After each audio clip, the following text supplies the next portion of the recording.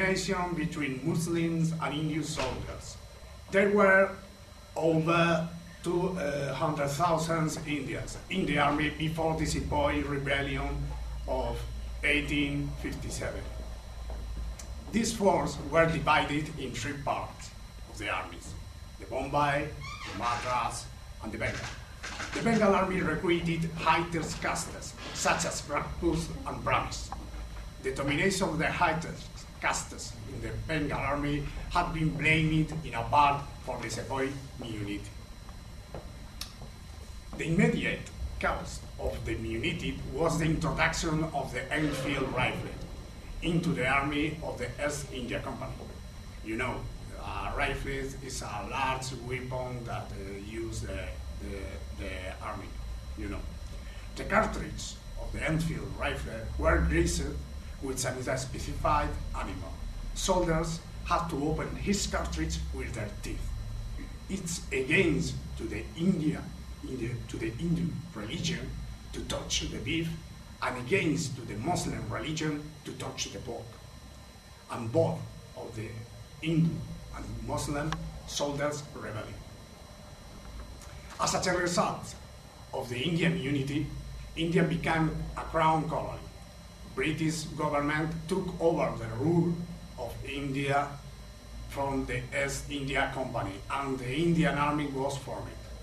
From 1855 to 1902, the Indian Army had a formal existence and was the army of the government of India, including British and Sepoy units. From 1903 and 1947, the commander-in-chief in India between 1902 and 1909 was Lord Kitchener.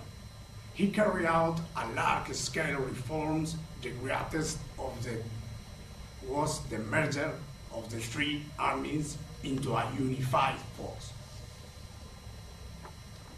The Indian Army should not be confused with the Army of India. The Indian Army was the force locally and permanently based with British officers. The British Army to India were units posted to India to a tour of a duty. The Army of India consisted in both of Indian Army and the British Army in India. Until after the First World War, into the Indian Army, the soldiers were Indians, but the officers were British. However, throughout the Indianization, the Indians were promoted into the highest officers' ranks, and the Indians cadets were sent to study to the Royal Military Academy, Southhurst. In the Indian Army, where the recruitment was entirely voluntary, about 1.3 million men served to the First World War, and 2.5 million men into the Second. The Indian Army would become the largest volunteer force in the history, raising over 2.5 million men in size. Thank you very much. I hope that this speech was your interest.